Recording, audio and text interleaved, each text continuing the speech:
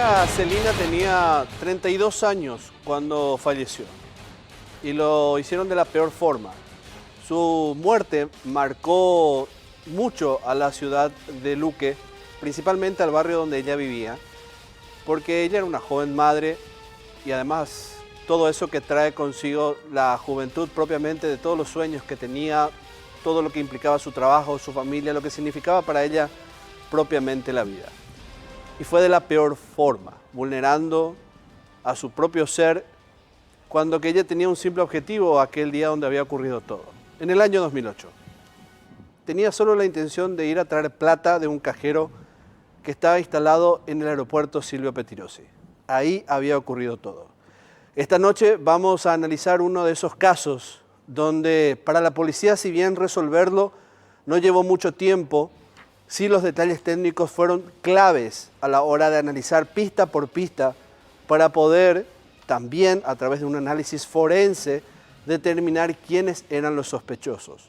Sospechosos que, por cierto, se agazapaban en una zona boscosa, al parecer esperando por su presa. Vamos a ver quién fue la víctima en aquel año 2008 y quiénes fueron los victimarios.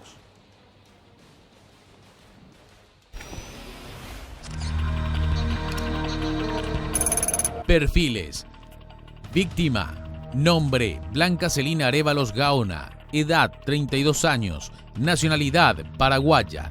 Domicilio: Cochabamba, Casi Ernesto Guevara, Loma Merlo, Luque. Profesión: ama de casa. La mujer salió de su casa con destino al aeropuerto Silvio Pettirossi, pero fue asesinada en el camino. Autores: nombre: Pablo Guillermo Montanilla Chaparro. Edad: 24 años. Nacionalidad: paraguaya. Domicilio: barrio Loma Merlo, Luque. Profesión: plomero. Residente en barrio Loma Merlo. Prontuario: antecedente penal por robo, 2005. Alias: Petizo I. Fue condenado a 22 años de cárcel con sus dos cómplices. Los tres estaban drogados en el momento de cometer el hecho. Nombre: Andrés Cabrera. Edad: 33 años. Nacionalidad: paraguaya. Domicilio: Autopista Internacional, Luque. Profesión: empleado. Prontuario: antecedente por homicidio y omisión de auxilio. Alias: Andrés I. El criminal cumplía arresto domiciliario por el último cargo frente al lugar donde ocurrió el terrible suceso. Nombre: Eber Daniel Sandoval Ortega. Edad: 24 años. Nacionalidad: paraguaya. Domicilio: barrio San Benigno, Luque. Profesión: estudiante. Alias: Pataloca. Según se pudo comprobar durante la investigación, el joven fue quien mató a la chica con un cordón.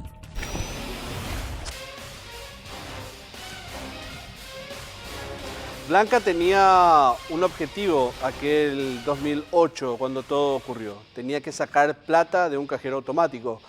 Tal vez por esa cuestión de que uno era de esas mujeres que no necesitaba, digamos, tener dinero consigo, o al menos por cuestiones de seguridad no así lo hacía, o por la practicidad mejor de sacar cada vez que uno necesite, o utilizar más el plástico que el efectivo, que el papel, fue que ella no tenía esa plata para poder hacer la cena para sus hijos, para su familia. La madre de 2 hijos. Entonces se propuso a ir a retirar dinero de un cajero automático que está instalado en el aeropuerto Silvio Pettirossi. Lo hizo efectivamente y había 2 caminos, el más largo y el más corto, y aunque pareciera sacado de un cuento, eligió el peor. Ese camino corto traía consigo la muerte, porque ahí estaban escondidos 3 hombres que, llevados por las drogas, el alcohol y esa sed criminal, no solo abusaron de ella, sino que también la mataron. Y no fue hasta después cuando un grupo de vecinos, porque si no era por la insistencia de esos vecinos encabezados por el marido, si no fuese por esa voluntad del esposo de salir a buscarla, tal vez hubiesen pasado más horas hasta poder hallarla a ella, hasta poder encontrar su cuerpo inerte en esa zona boscosa. Todos se movilizaron y después ocurrió lo peor. Finalmente a ella la encontraron muerta en ese bosque, en esa zona que eligió para poder llegar más rápido hasta ese cajero.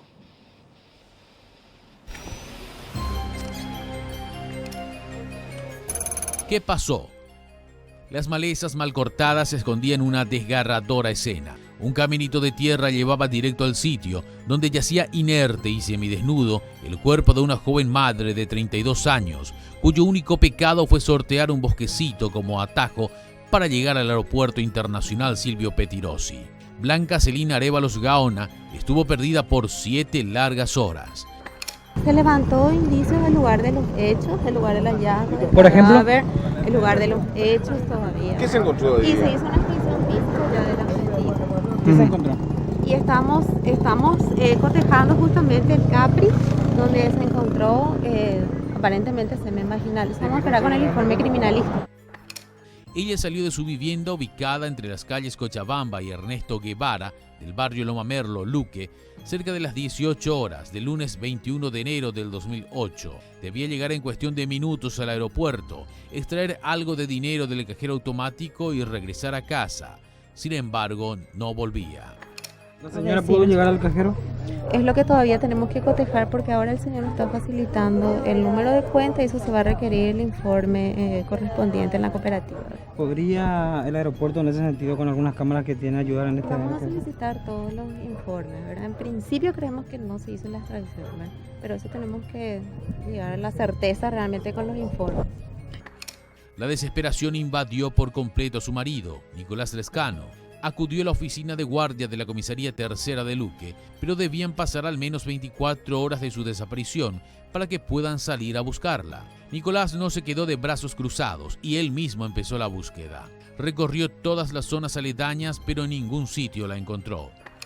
Miembros del vecindario 4 de septiembre del barrio Loma Merlo se acoplaron a la búsqueda que se extendió por varias horas. Entrada la madrugada del martes 22, el reloj marcaba las 4 horas, cuando una de esas raras casualidades de la vida llevó a Nicolás y a un vecino a introducirse al tupido bosquecito ubicado a escasas 3 cuadras de su casa. Siguieron el camino de tierra y allí encontraron el cadáver. Blanca había sido violada y asesinada brutalmente.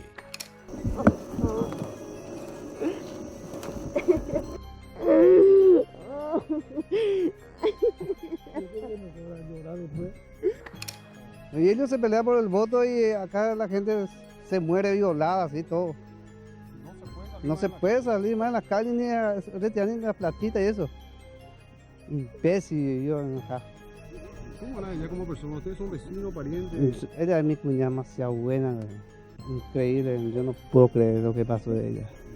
Rastrillaje acá de la zona y encontraron el cuerpo a la 1:30, que ya después de conocimiento. Y estas 3 personas fueron vistas en el lugar. Los pobladores rápidamente apuntaron a un peligroso trío como los autores del hecho. Son conocidos, sospechosos y la familia Son afectada. conocidos de la zona. Son conocidos de la zona. Estaban reunidos de las 2 de la tarde, eso es lo que ellos nos habían manifestado. Sí. Aquella misma noche se encargaron de atrapar a uno de los autores y en las consecutivas horas los otros 2 también cayeron.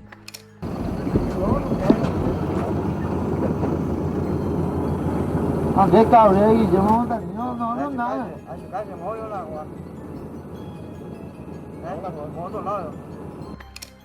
Yo no sé ni lo que pasó. No, ¿a quién? ¿A quién sí cayó? No, nada. ¿De dónde yo? No, nada. Guillermo Montañez y Andrés, vamos a la casa de Andrés, loco. No, y yo, estudiante era, pero ahora estoy nomás así de ocasiones. No, él dijo que estaba en compañía del señor Guillermo Montanilla y el señor Ángel Cabrera, ¿verdad? Andrés Cabrera, perdón. ¿Y después qué pasó? Y es lo que nos relataron, que ellos escucharon un ruido, él dijo así que escucharon un ruido y que después encontraron el cuerpo, uno vino, huyó, le aprendieron los vecinos, el señor Gustavo Montanilla también huyó y el señor Cabrera ingresó a su domicilio.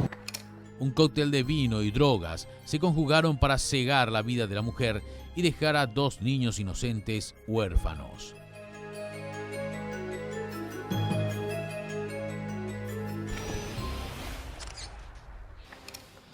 Ya escuchaban ustedes parte del relato de cómo se daba esta situación con Blanca, lo que ella pasó. ese momento en que iba a buscar dinero y finalmente nunca regresó a su casa porque la violaron y la mataron.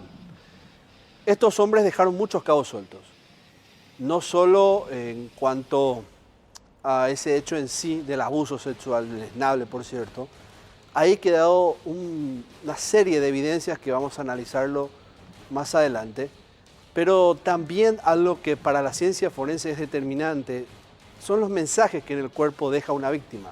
Son esos rastros de golpes, son esas heridas y también las que proporciona la víctima en su agresor, a los cuales se llama o se las denomina heridas defensivas. Son claves porque muchas pueden dejar rastros de piel bajo las uñas de la víctima, la piel de su agresor, y esto analizado generalmente puede dar el perfil del homicida. Algo fundamental para los trabajos de ciencia forense, para los criminalistas. Y aquellas que van y coinciden inclusive con el rastro que deja una mano, también es fundamental. Todo esto fue parte de una pesquisa bien elaborada por parte del Ministerio Público a través de su laboratorio forense y que generalmente arrojó de manera concluyente con el paso del tiempo tras la detención cómo se dieron los hechos y quiénes fueron. El trabajo que hizo Criminalística de recabar las evidencias en aquel entonces permitió que hoy se pueda saber en una suerte de recreación cómo fue que mataron a esta joven de 32 años. Heridas que hablan muestra ese paso que tuvo el cuerpo por parte del agresor.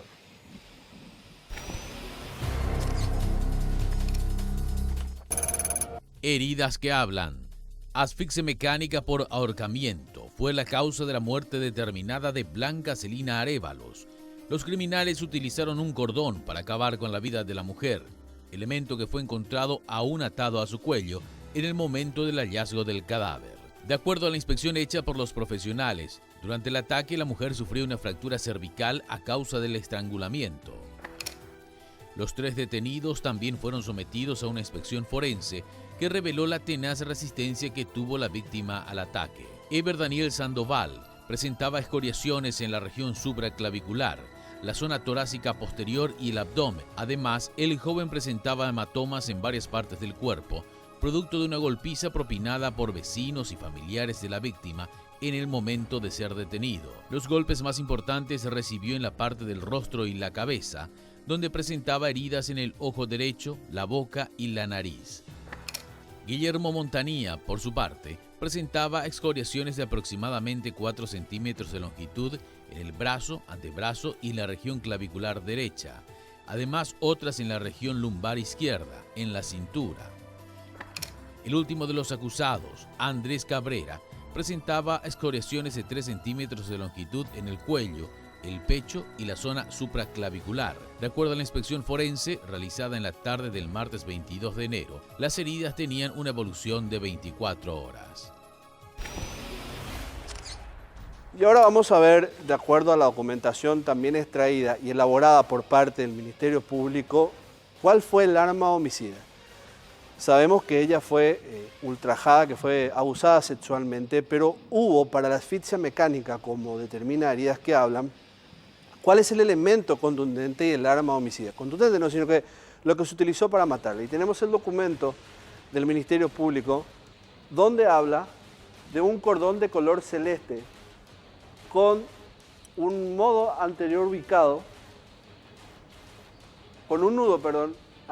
ubicado por arriba de la cabeza, y lo que finalmente le da la muerte o le provoca la muerte a ella. Este documento diagnosticado o que sirvió para diagnosticar al Ministerio Público es lo que determina finalmente el arma homicida. Lo que dice el forense, en este caso, certificando la asfixia mecánica por ahorcamiento y la fractura cervical, es todo producto de un cordón celeste. No se puede determinar si ese cordón era un cordón de un zapato o era de esos cordones que sirven para ajustar los pantalones de tipo buzo o un equipo deportivo, un pantalón deportivo. Eso es lo que no se puede establecer.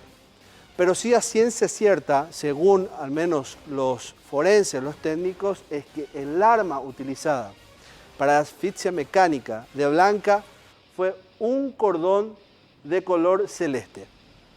¿Qué dice también parte de este documento? En otro sitio de esta documentación, lo que dice es que ese cordón fue encontrado aún en el cuello de la víctima al momento en que se había hallado el cadáver.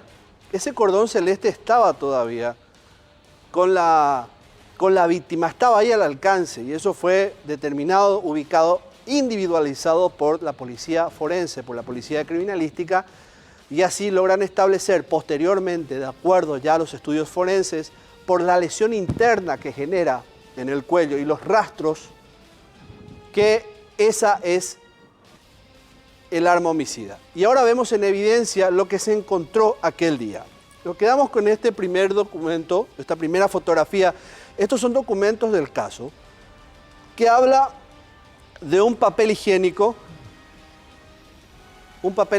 como ven, con rastros de emisión seminal, con semen. Esto estaba ahí en ese bosquecito cerca del cuerpo y fue lo que se encontró. Esto después fue sometido a pericia ya criminalística y se determinó con posterioridad a quién correspondía esa emisión seminal. Lo que determina esta investigación es que con este papel higiénico ellos se limpiaron posteriormente, y disculpe usted lo crudo del relato, pero con esto ellos, posterior al acto de abuso sexual, se limpiaron y dejaron ahí como uno de los cabos sueltos. En el siguiente hay también una prenda de vestir, por cierto, que se encontró en ese lugar, que se utilizó para secarse esos rastros.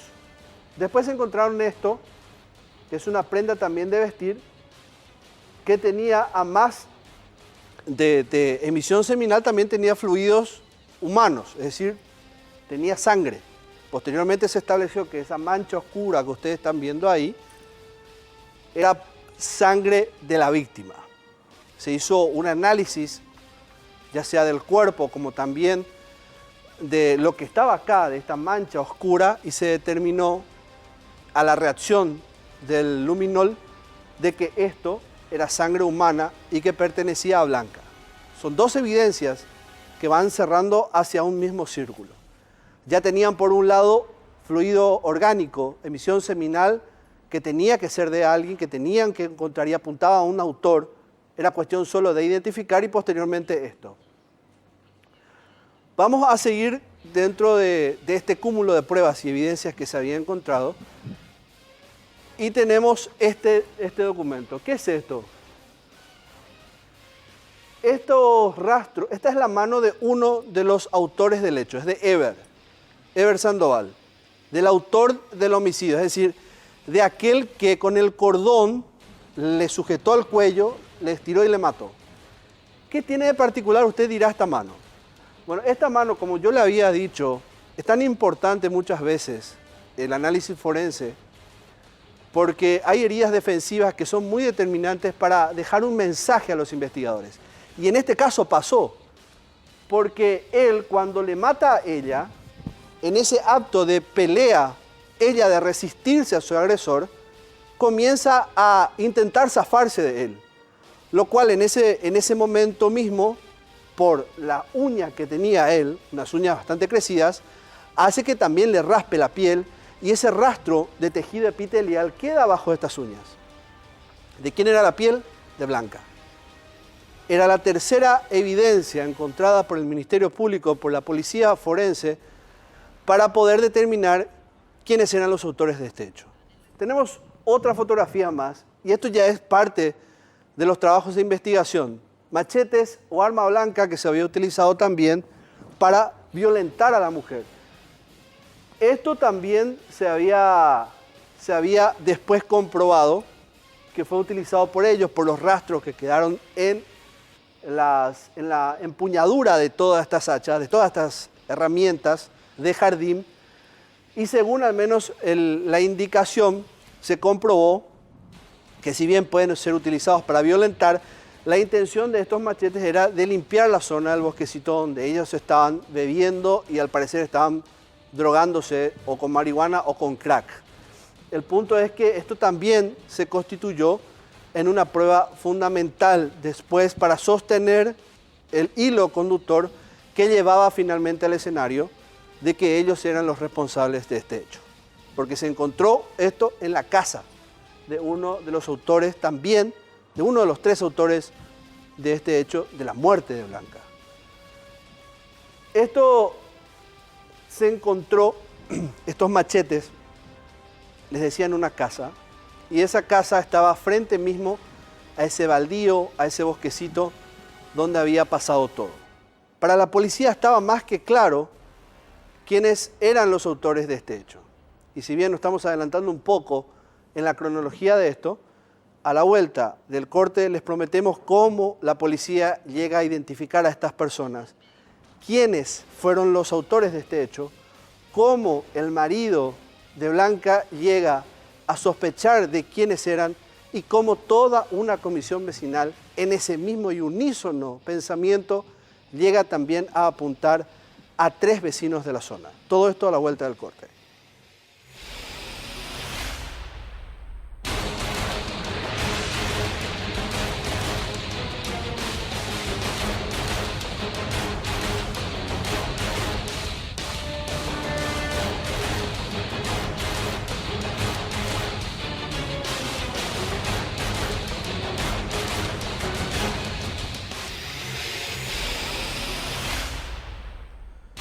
Blanca Celina Arévalos, de 32 años, fue asesinada el 21 de enero del año 2008.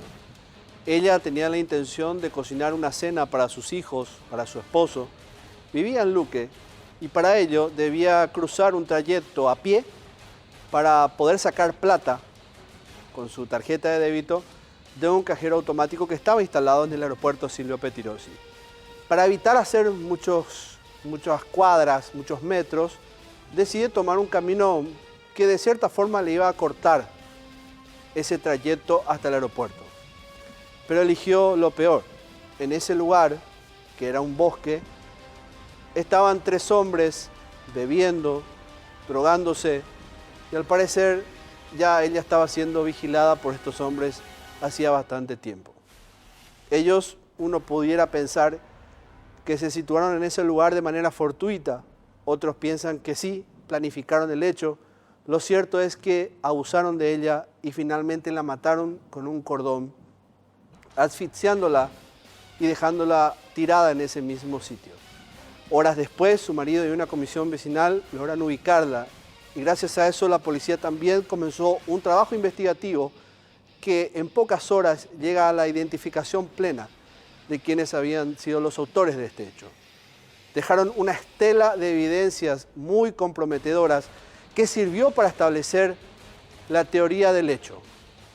Eso no fue un asalto, eso fue el solo y asqueroso momento de divertirse contra la voluntad de una mujer y asesinarla. Estos hombres finalmente fueron descubiertos mediante esta investigación exhaustiva y, como veíamos hace rato, gracias a esas evidencias, muy certeras por cierto, que permitieron la detención de estos 3 hombres. Esto fue el ojo del investigador.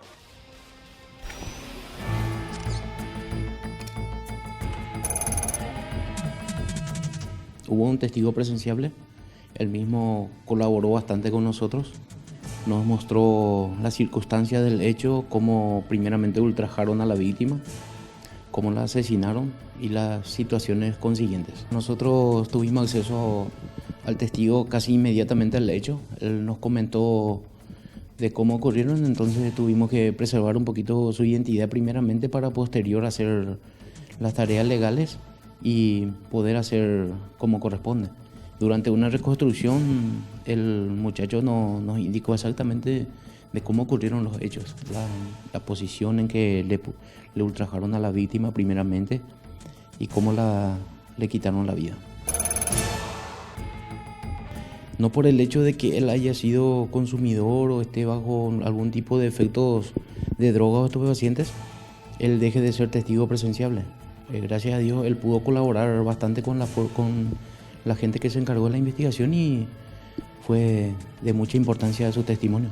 Y por cuestiones ya de estrategia, él fue llevado, creo que en ese entonces, hasta la comisaría tercera, donde permaneció un poquito que le baje los decibeles para ver si cambiaba o no la versión. Entonces se mantuvo en su dicho y a la postre fue clave para esclarecer este hecho. Se levantaron varias evidencias. También hizo su trabajo el técnico en criminalística, que fue bastante efectivo. Hay que destacar también la rápida acción de todos en general, la gente que se encarga de las investigaciones, y mediante eso se pudo esclarecer en su totalidad este hecho. Se hicieron todos los análisis a los supuestos autores. En eso se pudo observar en ellos marcas donde hacía presumir que la víctima se defendió de ellos antes de que le dieran muerte. Entonces, inclusive en uno de ellos se encontró bajo las uñas restos de piel, que luego se comparó y creo que salió positivo con la víctima. Son situaciones que ocurren en estos casos cuando la víctima por lo general reconocen a los victimarios. La única opción para no tener problemas después es quitarle la vida. Entonces, esa situación fue lo que ocurrió en aquel momento y lastimosamente un triste desenlace, ¿verdad? Son personas, o sea, delincuentes comunes o conocidos, por decirlo así, de la zona, que se dedicaban a una especie de cobrar peaje por pasar por el sitio, ¿verdad? En ese momento estaban ingiriendo bebidas alcohólicas y alguna especie de estupefaciente también, que luego se pudo comprobar que fue así. Entonces fue lo que motivó también para cometer este crimen. Nosotros llegamos a la conclusión de que la víctima hacía una especie de rutina y para acceder más rápido a la ruta, entonces utilizaba ese atajo por ese yuyal donde lastimosamente ocurrió el desenlace fatal. Entonces, cuando eso, el sitio en sí era prácticamente un monte. Había mucha maleza y no de difícil acceso normal, pero los lugareños conocían perfectamente el camino que pasaba por ahí, y esa gente utilizaban y ya le tenían a vista permanente porque ella pasaba casi todos los días por el lugar. Pero fundamental fue para la policía, para el comisario también, contar con un testimonio clave. Estos hombres no se esperaban, y hasta pareciera también sacado de todo tipo de lógica, que en aquel entonces un hombre estaba en la copa de un árbol observando todo lo que estaba ocurriendo. Tal vez escuchó los gritos y estaba cerca y subió a un árbol para tener una mejor visualidad de lo que estaba pasando. No importa cuál fue el motivo, la forma, la circunstancia en que eso haya ocurrido, lo importante es que este hombre estaba ahí. Y eso fue determinante para que la policía finalmente pueda llegar hasta los autores del hecho y puedan identificarlos plenamente. Esos eran hombres de la zona, eran hombres que conocían a Blanca, sabían de sus movimientos, sabían quizás de que no era la primera vez que ella iba a buscar plata a esa zona del aeropuerto. Quizás ya la estaban esperando. Gracias a este hombre, la policía pudo establecer el hilo conductor que llevó a la detención de estos criminales.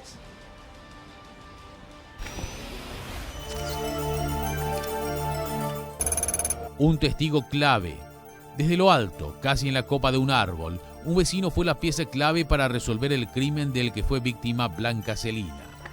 Él dice que les vio que estaban en el domicilio del señor Cabrera, que estaban fumando marihuana. Y después vio lo que ocurrió. Él se asustó un poco, se fue a pedir ayuda, pero no le encontró a nadie. ¿Él estaba también en el domicilio de Cabrera? No, él estaba en el yuyal, detrás de la casa, estaba en un árbol, tomando Él se asustó y se bajó. Y pidió, lo que pasa es que él apreciaba mucho a la señora Blanca porque dice que ella le solía dar trabajitos para hacer limpiezas y le recomendaba con otros vecinos para ese tipo de trabajo.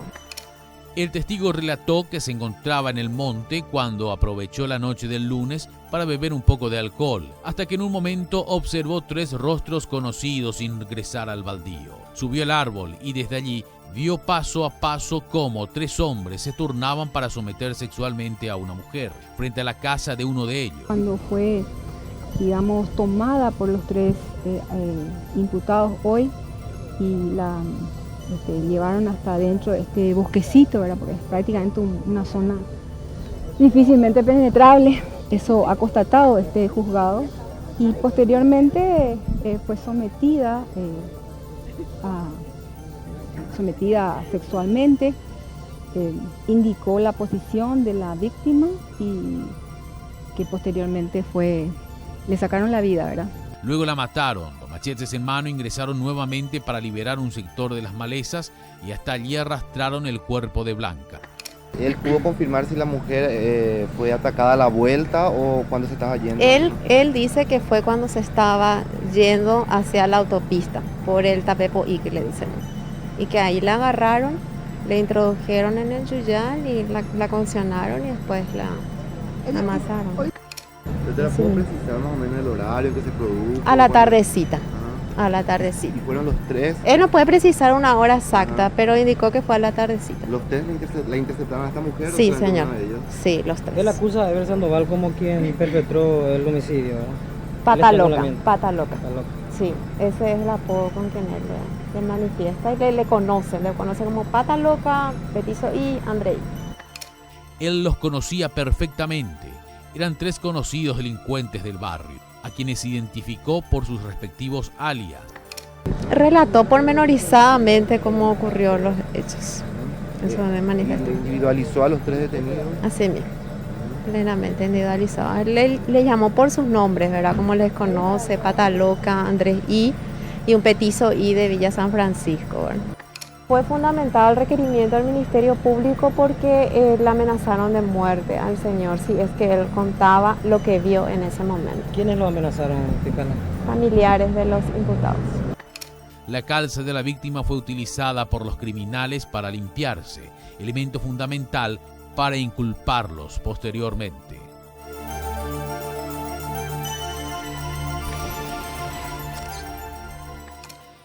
Eran tres los hombres ya identificados en ese entonces: Andrés Cabrera, Pablo Montanía y este último, Ever Sandoval. Ever tenía 24 años en ese entonces cuando todo ocurrió y fue el primero en ser detenido por la policía. Esa misma noche que ocurrió, ya con el relato de este testigo clave, se pudo finalmente descubrir dónde estaba. Y estaba muy cerca, ahí en la zona. Ni siquiera había podido huir lo suficiente y escapar de los brazos de esa organización de vecinos que gracias a ellos y prácticamente con ellos empieza todo, porque si no fuese por esa voluntad denodada de descubrir quién había hecho eso, impulsado por el marido también, no se hubiese tenido tal vez novedades en tan corto plazo. Ellos eran muy conocidos de la zona, se sabía de sus intenciones siempre de cometer hechos punibles. Y por como todo pintaba hasta aquí, la verdadera intención siempre fue de abusar sexualmente de Blanca. Este es el informe tras la detención de los tres principales sospechosos de la muerte de esta mujer.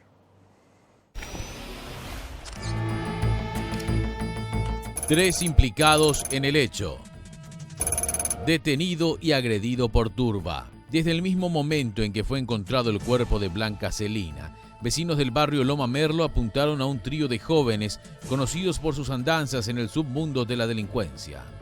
Tenemos ahora a la disposición de los testigos que le vieron a estas tres personas en el lugar de los hechos y entrando hacia el domicilio donde hicimos el procedimiento.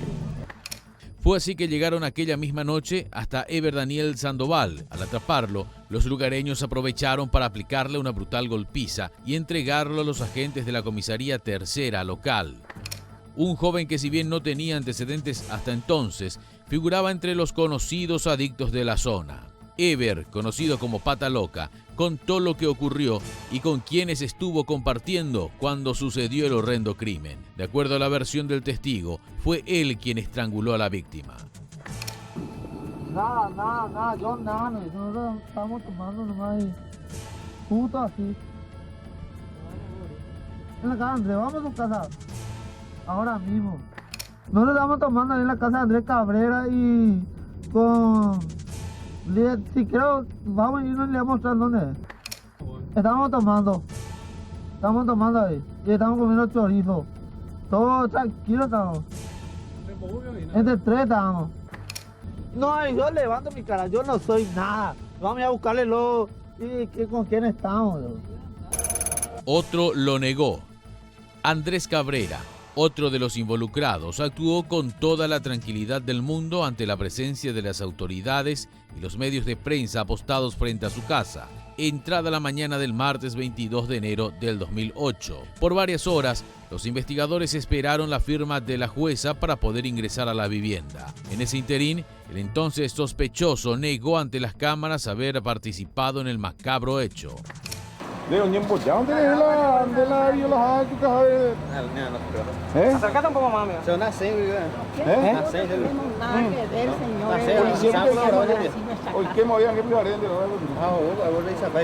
Vamos por donde llegué.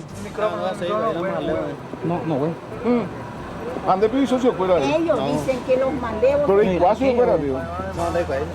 A Picuay no venía detenido con ambas. Ever Sandoval, Ever Sandoval, a Guillermo Montañez. Pero hay cuándo se usa. Ah, pero no hay nada. No. ¿Le dije? No. Aquí por arena porque fue reunión, ¿no? No. Vaya, voy a dejar nada de. Ah, ¿y esa mira con Vale, voy a ir. Oye, esa no sé, vamos a ir policía. ¿Le cuenta que voy a leer? No. Vale, no. ¿Vale? ¿Cuál es que queremos mandar jueves? ¿Hay cuál? De Picuay menos socio hoy. Sí, ahora conoció. ¿De quién? ¿Barrio? Desde el 6 fue... No le viste ayer a la tarde, él llega por acá. No, a mí no. Vale, lo vayan a hacer la policía en droga. ¿Hay cuál? ¿Hay Django le dice qué? Con el programa que te lo dice, vamos a segundo. Ah, ya, vamos a ver esa para Amba, le digo ahí. Ah, vale, ni ahora, pues ahí no me echaba más lejos de ahora. Una vez que los intervinientes consiguieron el documento para ingresar a su domicilio, finalmente lo hicieron. Tras levantar algunas evidencias, fue detenido.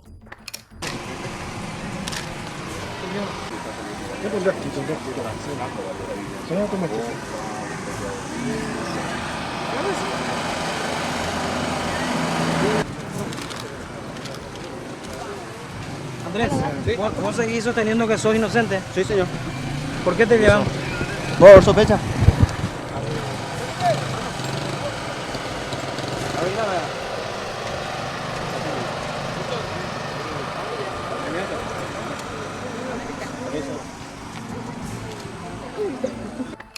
Importantes evidencias levantamos las ropas que él tenía puestas en la noche. Eso ya fue entregado a criminalística para la toma de muestras. El último detenido fue Pablo Guillermo Montañez Chaparro, quien ya contaba con antecedentes por robo agravado, según el sistema de informática de la Policía Nacional.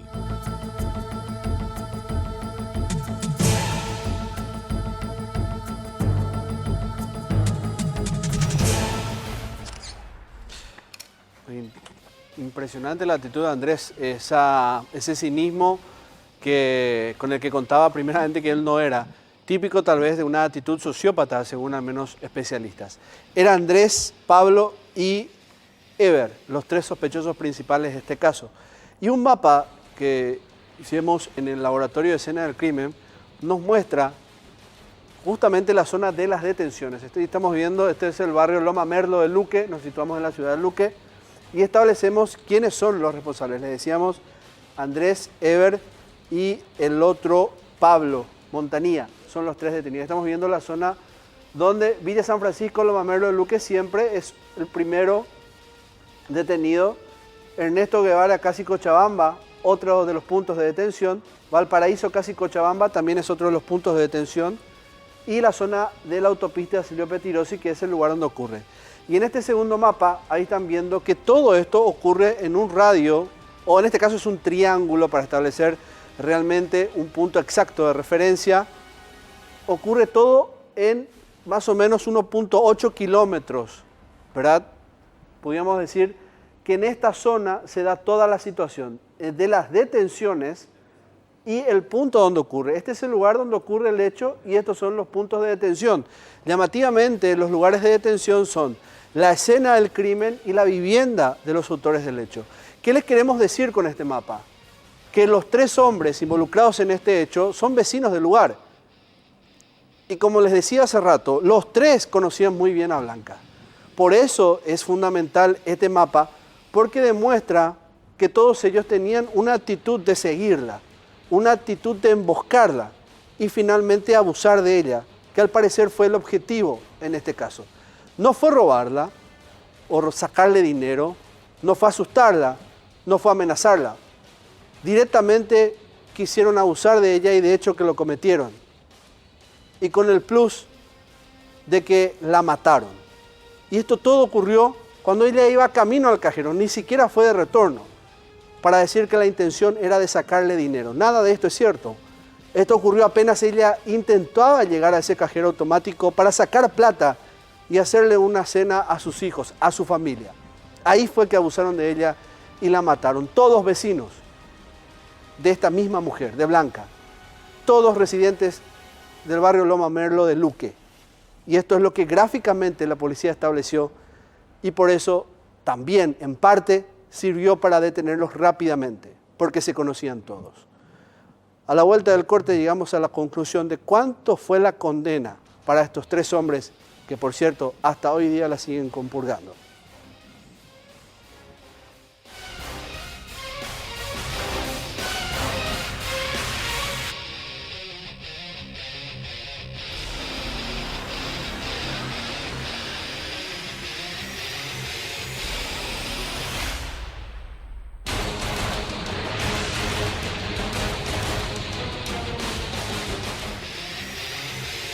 ...22 años de cárcel para Ever, para Pablo y para Andrés. Todos jóvenes entre 24 y 33 años. Todos residentes del mismo barrio que la víctima, Loma Merlo de Luque. ¿Por qué la mataron? Porque ella los conocía. Ella, si sobrevivía, podía haberlos identificado y por eso la asesinaron. El objetivo, abusar de ella.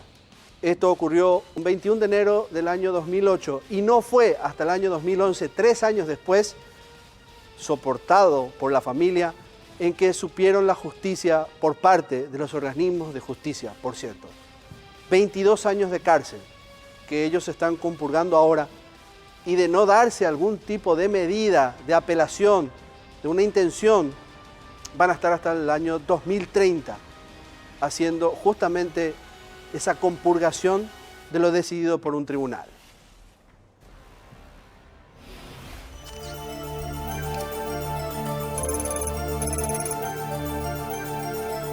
Acusados por los crímenes de violación y homicidio, los 3 involucrados en el espantoso crimen se enfrentaron a los tribunales en octubre del año 2011. 3 años esperaron los familiares de la víctima para poder decir que tuvieron justicia. Los 3 acusados fueron condenados a 22 años de prisión. Durante el juicio, la fiscalía, representada por la abogada Cintia Espínola, logró demostrar que los criminales asesinaron a la joven madre porque ésta los conocía y de haber sobrevivido al ataque, rápidamente los hubiera denunciado. También se confirmó que los autores se encontraban bajo el efecto de las drogas y el alcohol. El día del homicidio compartían un asado en la casa de Cabrera, uno de los autores. Al ver pasar a la mujer por el lugar, la raptaron, la llevaron hasta el baldío, la sometieron y la mataron.